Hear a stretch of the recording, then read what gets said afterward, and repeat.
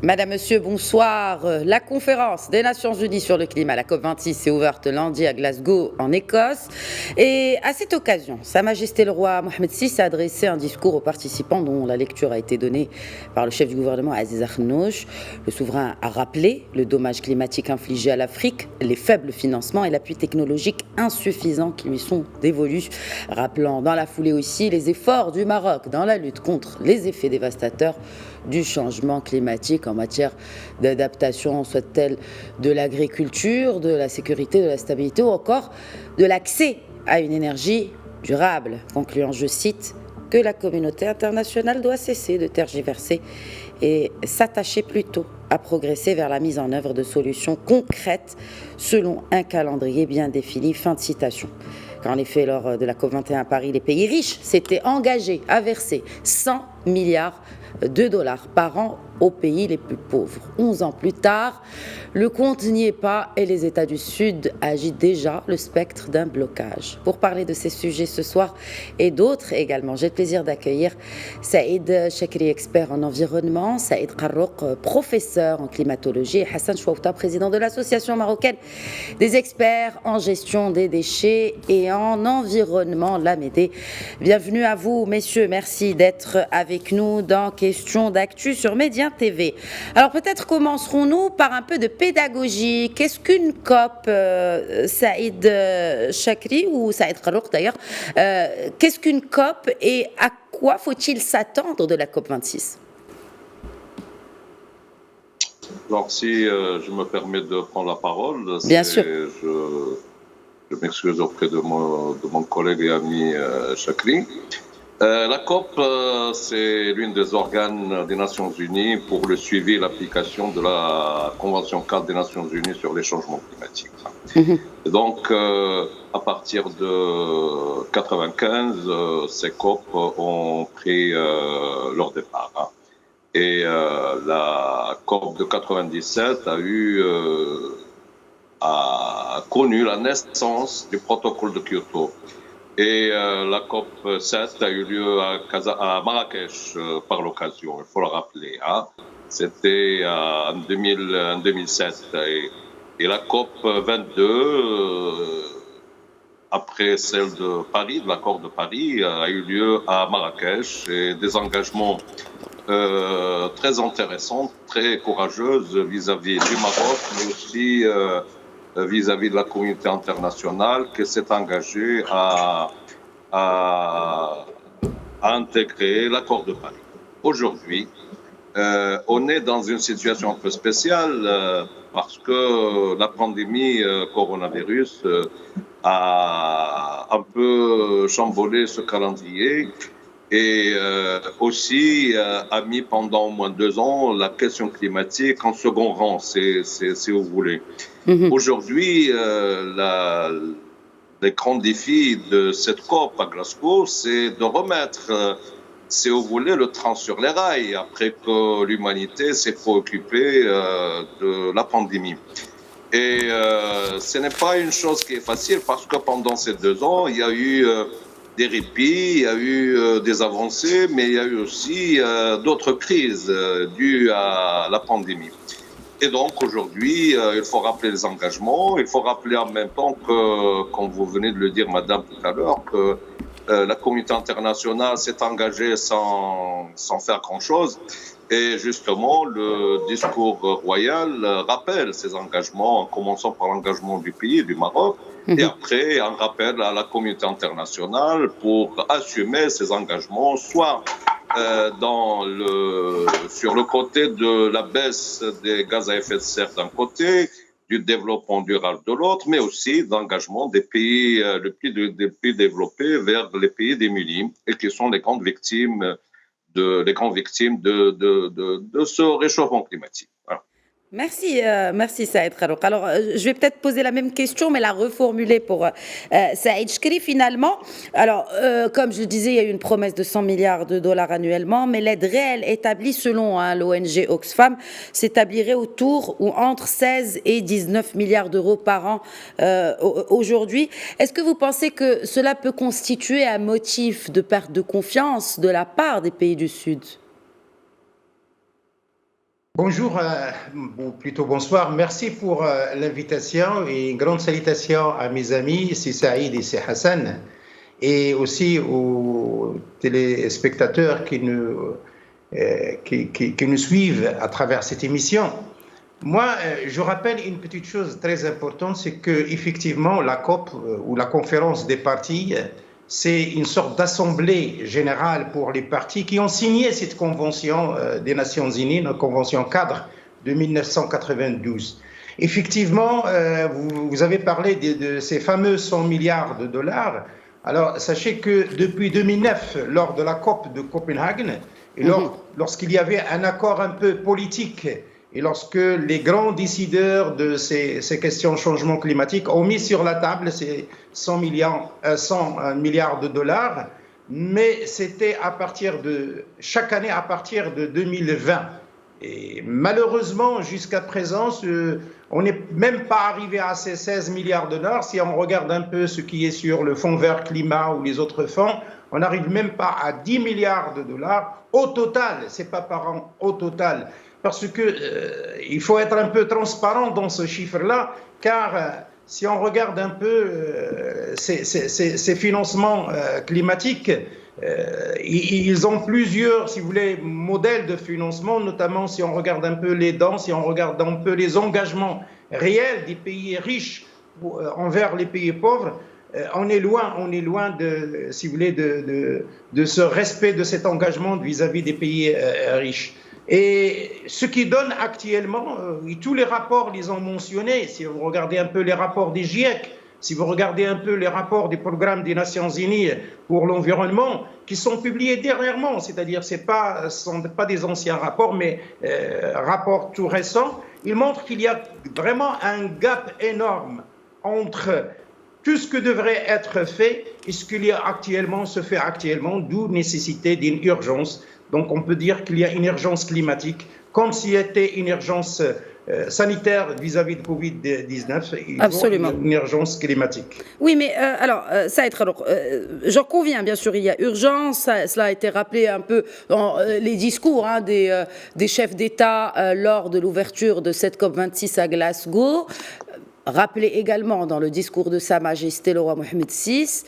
Mais il y a des absents, et des absents de taille à cette COP26, en l'occurrence le Brésil, la Russie, la Chine, qui ne sont quand même que les plus gros pollueurs sur Terre, en sachant que la Chine, à elle seule, génère quelques 30% des émissions en CO2.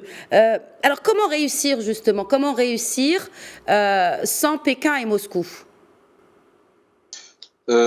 Aujourd'hui, Pékin et Moscou, et depuis un bon moment d'ailleurs, ils constituent un bloc économique et ils essayent d'imposer leur pression à leur manière.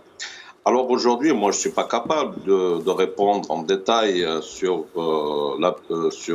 l'absence du président russe et du président chinois. Mais quand même, je dois rappeler que la Russie, à elle seule, elle pollue, je pense, une quantité très importante, et en même temps, il ne fait pas grand effort pour sortir de cette situation. Alors que la Chine représente un défi mondial vis-à-vis de tout le monde. Certes, c'est une grande population qui pollue énormément, mais si on fait la moyenne par capita, ça devient un peu rien sur la scène internationale en comparaison avec les États-Unis en particulier, mais aussi la Russie et quelques pays européens, comme la Pologne par exemple. Mais c'est ce qui est très important, et il faut le reconnaître, ici je ne défends personne, c'est que les Chinois aussi, ils développent énormément, peut-être plus que tout le monde, des énergies renouvelables et les énergies alternatives. Et donc, sur la scène internationale et dans les négociations, la Chine est très bien placée. Il n'a pas de difficulté à gérer sa situation parce qu'il se défend par le développement qu'il fait mieux que tout le monde, si vous voulez. Si on met à part la situation de quelques pays de l'Union européenne pour des raisons historiques, parce que le développement nucléaire dans cette région a minimisé l'utilisation du fossile. Mais ça, il faut le rappeler, pour des raisons politiques et pour des raisons historiques qui devient aujourd'hui un acquis pour l'Union européenne. Mais ce qui n'empêche pas qu'aujourd'hui, les grands pollueurs du monde sont la Russie, l'Inde et aussi les États-Unis. Les Chinois, ils sont là, ils sont nombreux, ils défendent leurs droits d'une pollution minimale par rapport à leur population, mais en même temps, ils développent l'énergie alternative. Alors maintenant, que sera le rôle de la Chine dans cette COP ? Dans les dernières COP, depuis 2009 d'ailleurs, ça a été très clair, les Chinois font l'arbitre des COP. Là où ils se placent, ils font balancer la balance, si vous voulez. Et la grande querelle était toujours entre les Européens, d'une part, qui défendent l'énergie alternative et l'énergie propre, parce qu'ils en disposent et en ont la possibilité d'en utiliser comme ils le souhaitent, par rapport aux Américains qui, eux, disposaient d'un pétrole national et international à un prix très bas et qui ont développé une économie à très bas coût. Et donc, l'infrastructure d'énergie alternative n'existe presque pas aux États-Unis. Et c'est qu'à partir de 2007 que les États-Unis étaient obligés de se plier devant la communauté internationale pour intégrer la communauté internationale dans la lutte contre le changement climatique. Parce qu'avant cette date, rejeter le réchauffement climatique pour des raisons économiques que je comprends parfaitement. Alors maintenant, comment les choses vont évoluer, on va suivre et on va voir, parce que la politique et les négociations, il y a une grande ligne, si vous voulez, de la part de chaque pays, de chaque région, mais aussi il y a des nouveautés qui apparaissent. Et dans l'évolution de cette COP, on va voir comment les choses vont évoluer. Voilà. Très bien. Bon, certainement, on va voir comment les choses vont évoluer. C'est ce que nous sommes en train de discuter aujourd'hui dans Question d'actu sur Média TV. Mais alors, Hassan Chouaouta, je rappelle que vous êtes président de l'Association marocaine des experts en gestion des déchets en environnement. Quelle est la part des déchets aujourd'hui dans ce phénomène de réchauffement climatique ? Merci, Madame Khadija. Je pense qu'avant de répondre à votre question, il est quand même important de rappeler le contexte d'organisation de cette COP26. Effectivement, comme ça a été dit par Sikharok, c'est organisé à la suite de la crise Covid, mais la crise également économique. Et aujourd'hui, donc les pays, notamment le Brésil, la Chine, même la Russie aujourd'hui, donc ils sont très impactés par la pandémie. Tous les pays ont été impactés. L'Union européenne a été impactée, donc c'est normal qu'aujourd'hui il y a cette question de financement qu'il va falloir remettre sur la table, parce que effectivement les 100 milliards de dollars qui étaient promis pour 2020.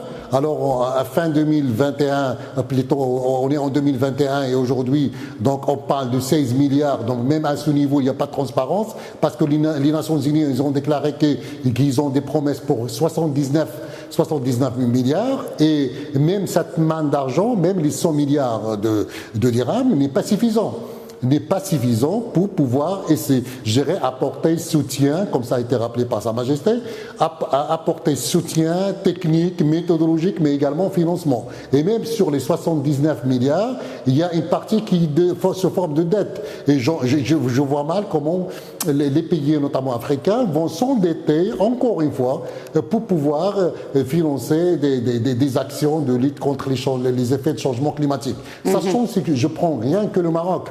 le Maroc, il a révisé son NDC, donc le Maroc je dirais, s'est prononcé, s'est engagé à réduire de 45% ses émissions à l'horizon de 2023, plutôt 2030. Et donc, il y a 17%, 18% c'est non conditionnel, c'est-à-dire que ces actions vont être mises en œuvre par le Maroc avec ses propres moyens, ses propres financements, et que les 27%, c'est des financements qui sont gérés va être recherchés ou mobilisés auprès des organes, des différents bailleurs de fonds. Maintenant, si je prends le financement géré demandé par le Maroc pour mettre en place 38 milliards de dirhams. Alors, 38 milliards de dollars américains. Et sur les 38 milliards de dirhams, de dollars, pardon. Sur les 38 milliards de dollars, il y a 27 ou 28 milliards de dollars qui devraient être recherchés. Donc, rien que le Maroc, 28, ça représente plus que un quart des financements qui sont offerts aujourd'hui sur le plan international. Et donc là, moi, personnellement, en tant qu'expert, ça remet en cause même le processus et les engagements et les attentes des pays gérés en développement pour pouvoir financer leurs projets et leurs programmes. Il y a une question également fondamentale, c'est qu'aujourd'hui, la COP, il faut rappeler aussi l'objectif et ce qui est mis sur la table et l'agenda de la COP 26, c'est que la COP 26, c'est également aujourd'hui une occasion pour évaluer les différentes NDC. NDC, c'est les contributions déterminées au niveau national, c'est-à-dire chaque pays, et il a présenté son engagement révisé. Et aujourd'hui, on a pratiquement environ une centaine de pays qui ont déposé leur NDC, mais le reste n'est pas encore au rendez-vous. C'est-à-dire on a 197 pays, donc il y a pratiquement une 90aine de pays qui n'ont pas encore déposé leur NDC. Donc ça pose également le problème géré d'engagement. Plus, bien évidemment, aujourd'hui, le contexte est le retour des États-Unis et qui, en principe, devrait influencer en quelque sorte la position de la Chine et de la position de la Russie. Maintenant, par rapport à votre question, aujourd'hui par rapport aux déchets, donc les déchets d'une manière générale, ils contribuent entre 8 à 12% des émissions au niveau international. Bon, ça dépend des pays, ça dépend des niveaux de traitement, mais c'est un pays comme le Maroc, du moment que plus que 90% des déchets sont enfouis dans les décharges contrôlées ou non contrôlées, donc pratiquement 12%, le secteur des déchets représente pratiquement 12% des émissions au niveau national. Mais par rapport à l'effort, ça représente pratiquement 8%. Alors pour pouvoir atteindre et réaliser la réduction de 8% des émissions dans le secteur des déchets, il va falloir passer au traitement des déchets. Alors il va falloir valoriser, traiter le maximum des déchets, mais aujourd'hui quand on voit notre politique de traitement de déchets, tous les déchets sont envoyés à la décharge et par conséquent c'est très difficile aujourd'hui d'atteindre cette ambition, c'est-à-dire réduire les émissions dans le secteur des déchets si on ne valorise pas les déchets, si on ne traite pas les déchets. Et je pense que c'est un objectif qui n'est pas facilement atteint dans Hassan Chouaouta. Alors, je me permets de vous interrompre. Justement, c'est une ambition et c'est un objectif qui a été mis en avant lors de l'organisation de la COP22 à Marrakech. Qu'est-ce qui a été fait depuis pour cette question de gestion de déchets? Nous sommes à la COP26, nous parlons de réchauffement climatique et les choses sont en train de s'aggraver au niveau mondial, donc le Maroc n'échappe pas à cette règle. Quels sont les acquis? Alors, est-ce qu'il y a déjà des acquis par rapport à cette question-là depuis cette COP22? Alors, en toute sincérité, donc, je pense que par rapport à cette question, il va falloir regarder chaque pays, il essaie de faire de son mieux par rapport à son niveau économique, son niveau social. Le Maroc, pour être géré en toute transparence, le Maroc, il a fait de grands efforts pour améliorer la collecte des déchets. On le voit très bien qu'aujourd'hui, nos villes sont relativement propres et bien propres, notamment à Tanger, à Rabat, d'autres villes, Marrakech. Mais malheureusement, après la collecte, il y a le traitement et la mise en décharge. Aujourd'hui, on peut se réjouir dans le sens que 62% des déchets sont enfouis dans des charges contrôlées, mais sans pré-traitement, sans traitement. Et par conséquent, aujourd'hui, On est autour d'un taux de valorisation des déchets ménagers assimilés de l'ordre de 8%, mais c'est un chiffre dont on parle depuis pratiquement une décennie. Donc depuis la COP de Marrakech en 2016, donc on est toujours autour de 8% de recyclage des déchets. Et on est encore loin de réaliser des projets. Donc aujourd'hui, le seul projet qui peut rentrer dans ce cadre, c'est celui de Rabat, avec la décharge au Mezza, mais qui est avec un nouveau candidat délégataire dont la négociation est en cours. Mais c'est un objectif qui va être atteint pour le traitement des déchets à partir de 2023-2024. Donc nous avons de très belles ambitions, mais malheureusement sur le terrain, donc à part la mise en décharge contrôlée, le taux de valorisation donc malheureusement laisse à désirer. Et c'est pour ça qu'aujourd'hui, l'État ne peut pas tout faire. L'État devrait repenser sa politique, gérer en termes de valorisation des déchets. Il va falloir laisser également le champ aux opérateurs, les encourager à travers des mécanismes financiers, à travers le cadre réglementaire, à travers également les facilités et laisser les opérateurs privés pour pouvoir faire. Nous viendrons bien sûr vers la fin de l'émission aux différentes recommandations et aussi aux différentes missions qui attendent les départements, parce que c'est transversal, hein, cette mission de lutte contre le réchauffement climatique. Bon, alors, Saïd Chakri, donc, il y a à l'instant, bien sûr, Hassan Chouafta parlait du retour des États-Unis après, bien sûr, l'annulation de l'accord de Paris par l'ancien président américain Donald Trump. Donc, Joe Biden même trouve des difficultés et se heurte lui-même à une réticence au niveau du Congrès pour passer des lois pour contribuer, ou en tout cas pour déjà débloquer des budgets pour contribuer à la protection du climat. Est-ce qu'aujourd'hui, on dispose au niveau mondial d'une indication claire, concrète, qui pourrait être utilisée plutôt pour savoir si les mesures de lutte contre le réchauffement climatique marchent ou pas? Alors, si on croit les chiffres, parce qu'on doit parler chiffres. Certainement. Tous les rapports, les derniers rapports, je ne parle pas des rapports des années, mais des mois qui viennent de passer, surtout le rapport de GIEC. Il a parlé que nous sommes actuellement vers une tendance de 2,7 degrés Celsius en 2100. C'est-à-dire qu'on est très très loin de l'accord de Paris. Parce que l'accord de Paris a estimé que vers 2100, on doit arriver à 2 degrés maximum, c'est-à-dire à 1,5 degrés Celsius. Et ces chiffres disent quelque chose, disent que tous les rapports mentionnent que la vie sur Terre ne sera pas possible parce qu'à partir de 2 degrés, il y a énormément de choses qui vont changer, il y a énormément des aléas climatiques qui vont passer vers, si vous voulez, des extrémités. Par exemple, si on regarde des inondations, si on regarde un peu le réchauffement de la température ou l'augmentation de la température, donc ça va dans ce sens où je risque de dire vers un non-retour. Et ce qui est dit dans le rapport, si on n'arrive pas vraiment à réduire d'ici 2030 les émissions de gaz à effet de serre pour aller vers cette tendance à 1,5, ça sera presque impossible de revenir vers un état normal de la planète. Donc, ces chiffres-là, bien sûr, ce sont des chiffres parlants, surtout pour les décideurs politiques.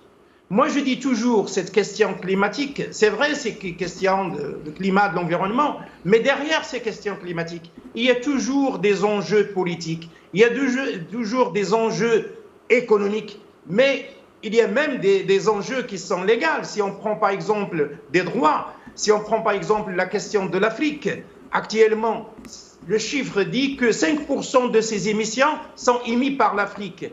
Mais si on regarde la vulnérabilité de l'Afrique, elle est énorme.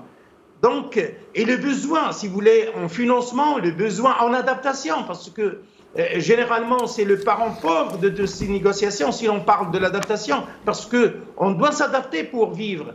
Et certaines, dans les négociations, axent beaucoup sur la question de l'atténuation, chose qui n'est pas vraiment, par exemple, pour les pays africains et les pays qui sont les pays du Sud. revenons à votre question. Maintenant, et ça a été dit dans le discours de Sa Majesté, et ça a été dit d'une façon claire dans la lettre de Sa Majesté, parce qu'on parle d'une vraie volonté politique réelle pour engager, mais équitablement, parce que, si vous voulez, si on veut sauver l'humanité, si on veut, si vous voulez, un peu modifier ces impacts climatiques sur l'Afrique, il faut mettre un peu sur la table un peu de financement, mais aussi, c'était dit aussi dans le discours de Sa Majesté, il faut une intelligence collective. Et lorsqu'on dit une intelligence collective, on a besoin d'une intelligence collective mondiale, mais aussi on a besoin d'une intelligence collective dans chaque pays, parce que maintenant l'accord de Paris oblige que chaque pays doit contribuer, ce qu'on appelle... Oui, mais alors ma question, ma question, c'était par rapport à cela, c'est-à-dire ces engagements des pays, à travers les efforts qui sont fournis, à travers des politiques de lutte contre le changement climatique, est-ce que, comme on peut mesurer l'impact du réchauffement climatique sur la planète à travers les 2,7 degrés de plus que vous avez évoqués, est-ce qu'on peut mesurer clairement, de manière scientifique, de manière concrète et pragmatique, les impacts de ces politiques-là? Alors, si on parle de politique mondiale... Oui, absolument. Le chiffre dit que malgré l'accord de Paris, malgré maintenant 6 ans ou 7 ans qu'on est sur l'accord de Paris, on est vers une tendance d'augmentation des gaz à effet de serre de 16%. Donc les politiques ne marchent pas, ou pourquoi? Pourquoi, malgré, parce qu'il y a des efforts qui sont fournis, c'est un fait. Mais pourquoi la température continue-t-elle à monter? Est-ce que ces pratiques-là devraient être revues peut-être? Moi, je dis qu'il faut aller d'une façon progressive, parce que c'est pas facile. Croyez-moi, la question d'arrêter brusquement, c'est pas facile. Il faut du temps, il faut même arriver à un certain pic, puis descendre, parce que tout le monde opte pour un pic vers 2030 pour que vraiment on puisse redescendre et aller vers vraiment ce qu'on appelle la neutralité carbone vers 2050. Tout ça, ça nécessite, je le dis, ça nécessite une vraie politique réelle, décision politique réelle au niveau international et au niveau national. Moi, je reviens à une question, si vous permettez, Madame Khadija. Bien sûr. C'est que la technologie maintenant, la technologie et la technologie dans le futur va obliger les pays à faire un choix d'une énergie propre, d'une économie propre, parce que si vous regardez maintenant les grandes banques, ils sont exigeantes vis-à-vis, si vous voulez, de tous les projets qui ne respectent pas la question climatique et la question de l'environnement. Chose qui va aller vers une tendance quand même d'exiger aux économistes et aux économies des pays d'aller vers une économie qui est propre. Et moi, je suis satisfait de l'engagement du Maroc, satisfait quand même de la politique et surtout de la stratégie énergétique du Maroc, parce qu'il va aller dans ce sens. Croyez-moi, d'ici 2030, 2035, on n'aura plus besoin de pétrole si vous voulez, pour nos voitures ou pour nos transports. Parce que si vous regardez maintenant la tendance de certains pays, ils vont aller vers les voitures un peu hybrides, ils vont vers...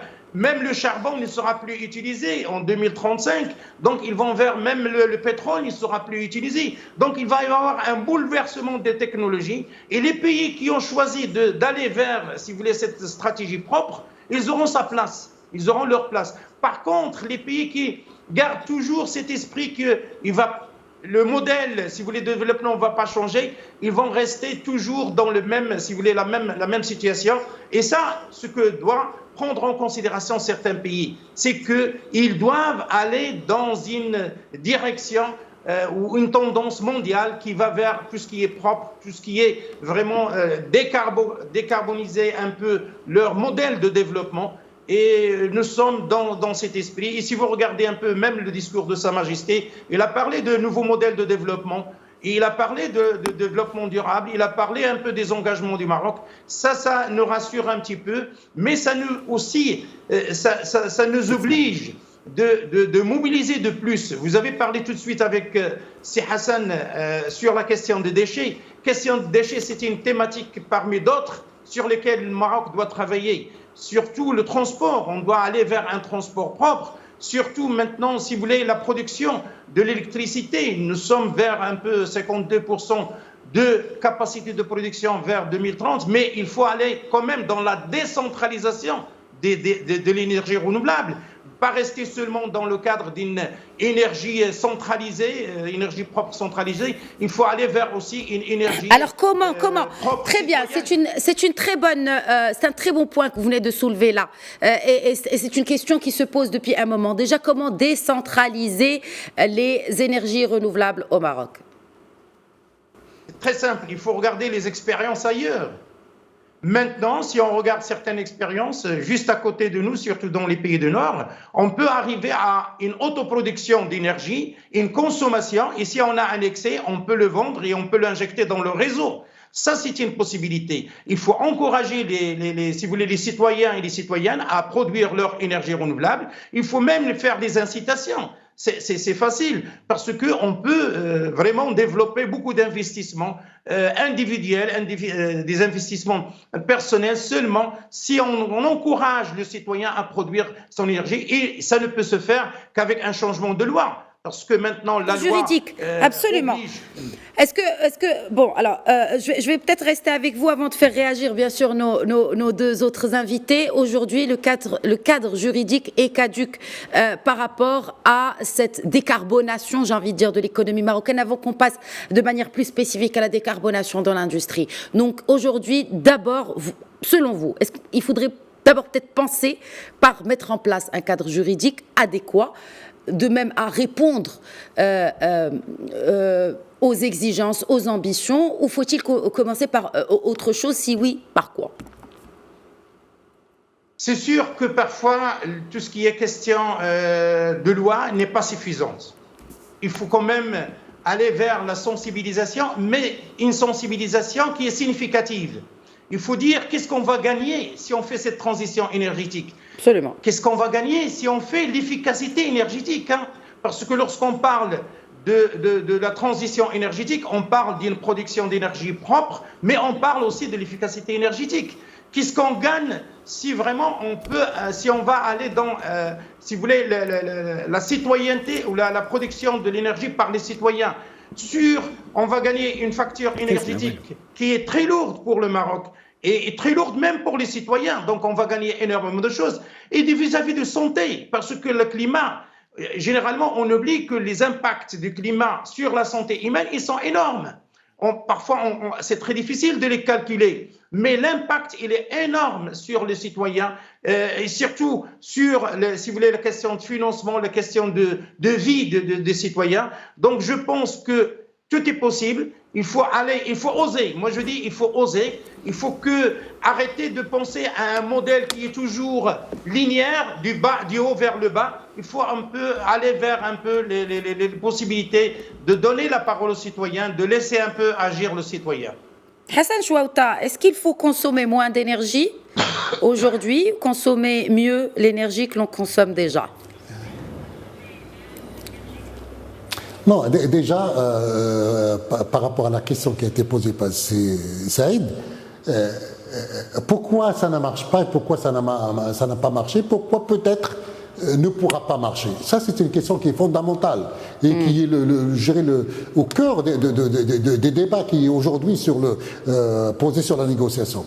D'abord, pour être réaliste, malheureusement, vous avez énormément d'ambitions, mais qui sont incohérentes par rapport aux moyens qui sont mis sur la table. Comme par exemple un pays déclare au niveau de l'Afrique réduire de 30%, dans les 30%, il dit qu'il y a pratiquement plus que 80%, c'est de l'inconditionnel. C'est-à-dire que c'est lié à la mobilisation d'un financement extérieur.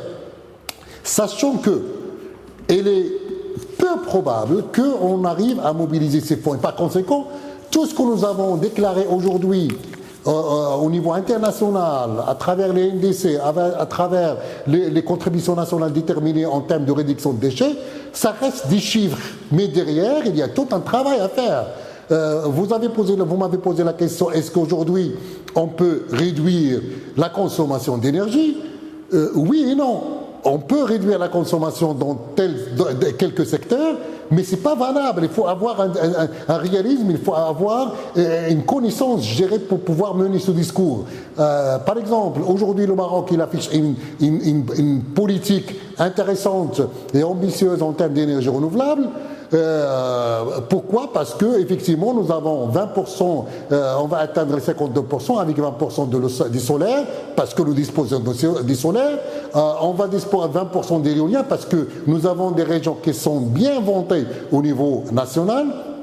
Et nous avons également 12% d'hydraulique parce que, alhamdoulilah, on dispose de bonnes ressources.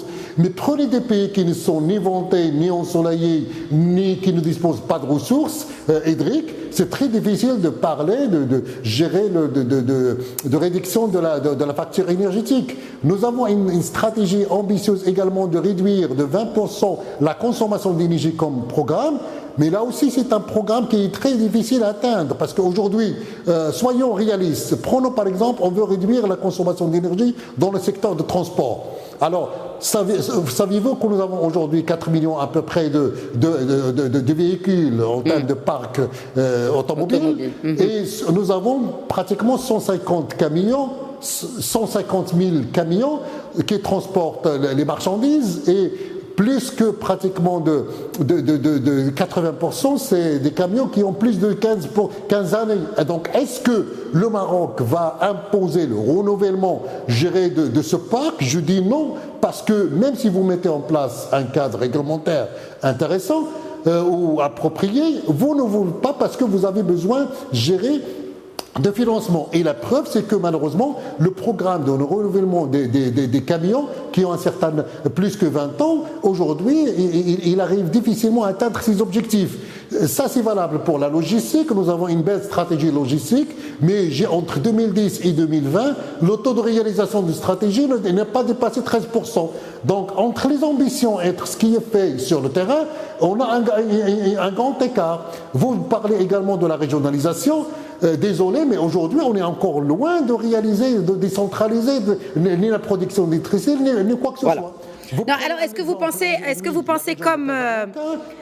pensez comme Saïd Chakri qu'il faut prendre peut-être des exemples étrangers, une sorte de benchmark ou de best practice à l'international et les appliquer au niveau du Maroc? Pensez-vous que c'est la bonne solution pour décentraliser la transition énergétique chez nous? Non, madame, écoutez, tous les programmes qui étaient conçus au Maroc, il y a une composante benchmark d'abord avant de proposer quoi que ce soit. Moi, je vois mal aujourd'hui, dans les conditions actuelles, comment le citoyen peut produire son propre énergie. Je vous donne un exemple. Personnellement, j'ai investi à 2 reprises dans l'achat de chauffe-eau solaire. Il n'y a pas de service après-vente et je l'ai fait pour beaucoup plus une vocation environnementale. Mais si sur le plan économique, aujourd'hui, quand je fais mes calculs, le prix de l'achat de chauffe-eau solaire, c'est l'équivalent de 20 années, 15 années minimum d'achat de but à gaz. Donc, quelqu'un qui n'a pas une vocation environnementale, s'il fait son simple calcul, c'est pas du tout intéressant d'investir dans le chauffe-eau solaire. Soyons réalistes, s'il vous plaît. On peut pas mener un discours et pour le dire que les choses peuvent marcher à merveille. Il y a des limites pour chaque secteur. Aujourd'hui, le Maroc, même s'il fait de grands efforts, il peut pas aller au-delà de 50% de valorisation de déchets. Le Maroc, s'il fait tous ses propres... Et si je prends par exemple, si vous voulez, pas rien que par exemple renouveler le parc, nous avons besoin de 27 milliards de dirhams. C'est pas peu, hein, ça représente pratiquement on a renouvelé les parcs des taxis. Pratiquement 8% du PIB. Hassan Chouaouta, on a bel et bien réussi à renouveler le parc des taxis. Oui, mais c'est ça, madame, c'est pas ça qui va nous permettre de réduire les émissions. Il faut être des domaines pour pouvoir, voilà. C'est-à-dire ça va avoir une petite contribution de réduction des gaz à effet de serre, mais on ne peut pas atteindre rien qu'avec le renouvellement des taxis. l'autre objectif dans le secteur de transport et de logistique. Parce qu'il va falloir mettre en place les plateformes logistiques, il va falloir... écoutez, vous prenez par exemple le train. Le train pour transporter le marchandise, le tracé reste limité. Nous avons l'axe Tanger, l'axe Oujda et l'axe Marrakech. Aujourd'hui, si vous voulez utiliser des trains pour transporter les marchandises jusqu'au Agadir, donc c'est limitatif. Donc il faut être réaliste, s'il vous plaît. Il faut avoir un discours cohérent qui avec la situation économique des pays. Et c'est pour ça qu'aujourd'hui, les pays comme la Chine et les pays comme le Brésil, ils essaient de faire pas en avant, pas en arrière, parce qu'ils prennent en considération, même les États-Unis aujourd'hui, vous l'avez dit tout à l'heure, Biden, il est en train de voir est-ce que les industriels peuvent effectivement contribuer à réduire les eaux, et la question, elle est délicate pour lui. Très délicate, et notamment au niveau du Congrès. Alors, vous savez, vous m'avez interpellé sur un point très important. Est-ce qu'aujourd'hui, je vous pose la question à vous trois, parce qu'on a la société civile, on a un expert avec nous et on a un professeur, donc un académicien. Est-ce qu'aujourd'hui, les violons sont accordés entre, d'un côté, les acteurs économiques, les universitaires et les politiques publiques, pour qu'on puisse parler le même langage, pragmatique, réaliste et durable, puisque c'est notre sujet aujourd'hui? Si je me permets de prendre la parole, allez-y, auprès de mes collègues. Bien sûr. Effectivement, c'est le plus grand problème aujourd'hui, parce que la recherche, elle a ses conditions, elle a ses créneaux, elle a ses contraintes. La recherche n'est pas commandable dans le temps. Elle est presque impossible. Et nous avons la preuve de coronavirus. Coronavirus, c'était un défi jamais vécu par les humains pour trouver un vaccin, un remède, etc. Et d'ailleurs, ça a été fait dans des conditions très difficiles, avec un apport financier colossal. Et ça a marché, ça a réussi. Alors par contre, il y avait une demande, il y avait une pression. Et de cette manière, la recherche scientifique, il avance effectivement quand il y a cette pression et quand il y a des moyens. Ce n'est pas le cas dans la situation ordinaire. Et surtout dans notre domaine qui est la climatologie. Donc qui finance aujourd'hui la recherche en climatologie? Je ne vais pas en parler pour dire... tout simplement, je dirais que ce sont les pays qui souhaitent avoir la suprématie sur le plan économique, sur le plan diplomatique et sur le plan technologique. C'est clair. Par contre, le reste... alors, en attendant, on ne peut pas demander financer une recherche aujourd'hui, avoir la réponse demain. Alors, à partir de là, mais quand on a une réponse, cette réponse devance de loin la politique et l'économie. Il y a un écart de temps ordinaire d'environ 30 ans. Ça, c'est toujours cette distance entre la science et l'économie, puis la politique. Et de cette manière, les scientifiques ne sont pas toujours compris dans ce qu'ils disent. Et à partir de là, aujourd'hui, les scientifiques, ils travaillent sérieusement sur la communication. Parce que pour eux, les 30 ans sont énormes et l'humanité en souffre. Par exemple, aujourd'hui, ce qui se passe aujourd'hui comme discours politique et à la COP 26, c'est ce que les scientifiques avaient dit déjà, ça fait plus de 30 ans. Et puis, ils ont été pris pour des rêveurs qui dérangent le monde. Alors maintenant, quand on arrive à l'économie et qui devance la politique, l'économie, elle agit selon les besoins et les possibilités dont elle dispose. Et pas hors ça. Et après, les politiques suivent, et c'est là que le décideur politique prend cette décision. À partir de là, il y a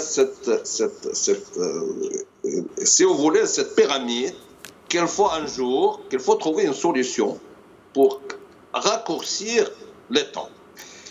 Alors maintenant, si on prend tout ça ensemble, admettons que les scientifiques communiquent avec les politiques communiquent convenablement avec les acteurs économiques.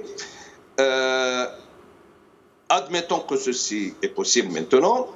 Il faut savoir que avoir une volonté d'agir n'est pas suffisante, hein, parce que à côté de la volonté, il faut les moyens pour cette volonté. Et justement, à partir de là, que j'aimerais rappeler, et ça c'est une fierté pour moi, mais en restant très humble, que les efforts qui ont été engagés par le Maroc, et ça je rappelle ici que ce sont les décisions royales, c'est un projet énergétique royal, futuriste pour le Maroc, pour qu'il n'y ait pas de spéculation sur cette question, ni gouvernement, ni qui que ce soit, hein, pour que je sois clair. Hein. Et c'est pour cela que ça marche, heureusement. Hein. Et d'ailleurs, sur la question de l'eau, c'est pareil. Hein. La question de l'eau a été décidée depuis les années 60 du siècle passé par feu Sa Majesté Hassan II. Pour aujourd'hui, on est très fiers d'avoir un arsenal technologique de la gestion de l'eau sur le plan international. Alors, maintenant, pourquoi ça ne marche pas?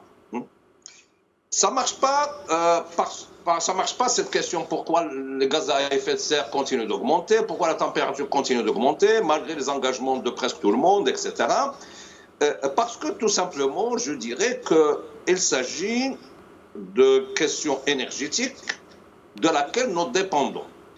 Et malgré tous les efforts scientifiques et technologiques qui ont été effectués, la part de cette technologie propre reste un peu minime, si vous voulez. Il faut attendre, il faut du temps à la science pour évoluer. C'est pour cela que la communication aujourd'hui entre les scientifiques et les politiques est stratégique. Hein. Il faut la développer le plus rapidement possible. Très bien. Alors justement, puisqu'il nous reste très peu de temps,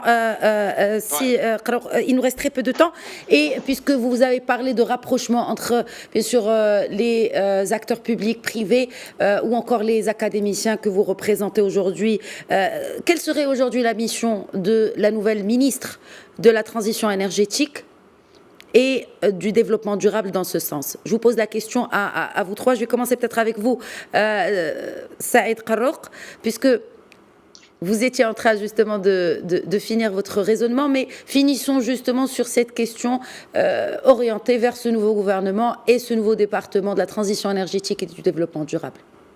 Alors, la transition énergétique est aujourd'hui une fatalité. Une fatalité pour se débarrasser des énergies classiques, dites énergies fossiles, mais on ne peut faire ça que si on a une énergie alternative. Aujourd'hui, l'énergie solaire et l'énergie éolienne, elle a ses limites, si vous voulez. On la développe très rapidement, mais il faut attendre pour que la technologie évolue, etc., etc. Je pense qu'aujourd'hui, il faudrait investir énormément dans un avenir très prometteur, celui d'une autre énergie alternative qui est l'hydrogène. Hein. L'hydrogène aujourd'hui est l'affaire des grandes puissances internationales, puisque cette énergie nous vient du ciel, de l'atmosphère. L'atmosphère, c'est le plus grand milieu terrestre où il y a énormément de vapeur d'eau, où il y a énormément d'air, etc. Ça dépasse et les océans et les continents terrestres. Et aujourd'hui, si on réussit à développer une énergie dans ce sens, avec les énergies alternatives dont nous disposons, dont l'éolienne, le solaire... Très bien. Et ça tombe bien, la nouvelle ministre de la Transition énergétique et du développement durable, on connaît un bon chapitre en ce qui concerne l'hydrogène vert. Merci Saïd Qarrouq. Un dernier mot, Hassan Chouaouta, par rapport aux missions de cette nouvelle ministre, Leïla Ben Ali. Et puis je passerai la parole également à Saïd Chakri pour clore cette discussion. Hassan Chouaouta. Moi, je pense en toute connaissance de cause qu'il ne faut pas segmenter. Ce n'est pas Madame Ben Ali et Madame le ministre de la transition énergétique qui va développer, gérer, parce qu'effectivement, quand on parle des gaz à effet de serre, quand on parle des changements climatiques, c'est transversal. C'est transversal parce que ça touche la logistique, c'est pour ça qu'il y a un ministre de la logistique, ça concerne les déchets, c'est pour ça qu'il y a un ministère de l'Intérieur et les collectivités territoriales et les collectivités, notamment les régions. Ça touche également la forêt, c'est pour ça que nous avons des ministères de la forêt et de l'agriculture. Ça touche également le transport, c'est pour ça qu'il y a un autre département concerné. Et ça dépense également la recherche scientifique, c'est pour ça que nous avons un ministre qui est chargé de l'enseignement supérieur de la recherche scientifique. Donc c'est la responsabilité de tout le gouvernement. On ne peut. Voilà. La question que vous avez posée aujourd'hui entre l'économie et le secteur économique, entre le monde de la recherche et le gouvernement, l'État, ça s'applique également par rapport au gouvernement. On ne peut pas parler d'une stratégie cohérente que si tous les ministères s'y mettent et qu'effectivement, il va falloir être clair et transparent dans le discours. Mais il faut également avec un certain réalisme. Moi, je pense qu'aujourd'hui, il faut arrêter d'afficher des objectifs très ambitieux qu'on n'a pas les moyens de réaliser. Très bien, ça s'applique sur beaucoup d'autres sujets, de thématiques et de secteurs. Merci beaucoup, Hassan Chouafta. Saïd Chakri, un dernier mot. Alors, moi, je dis, si on continue à penser de la même façon qu'avant, on aura toujours les mêmes résultats dans le futur. Il faut arrêter quand même, il faut changer notre mode de fonctionnement comme être humain. Parce qu'on ne peut pas capitaliser une expérience à partir d'une expérience personnelle. Les scientifiques, je le dirai, je le répéterai, ce sont grâce aux scientifiques, grâce au GIEC, qu'on avance aujourd'hui sur les questions de changement climatique. On s'assoit tous sur la même table. Il y a les acteurs étatiques, il y a les acteurs de la société civile, il y a les acteurs privés. Parce que sachez une chose, que la COP ne peut se faire que s'il y a déjà un minimum de coordination, de collaboration et, si vous voulez, de concertation sur certains points. Moi, je dirais qu'aujourd'hui, on est dans une phase de transition au Maroc.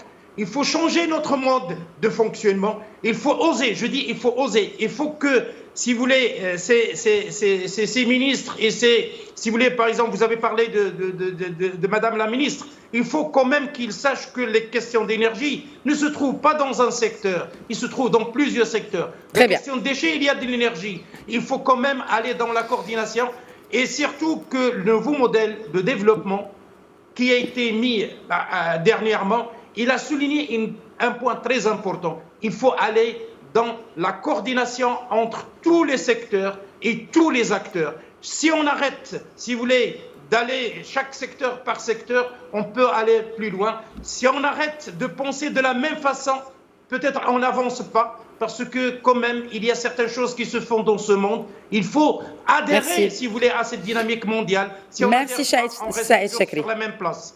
Merci beaucoup Saïd Chakri, expert en environnement.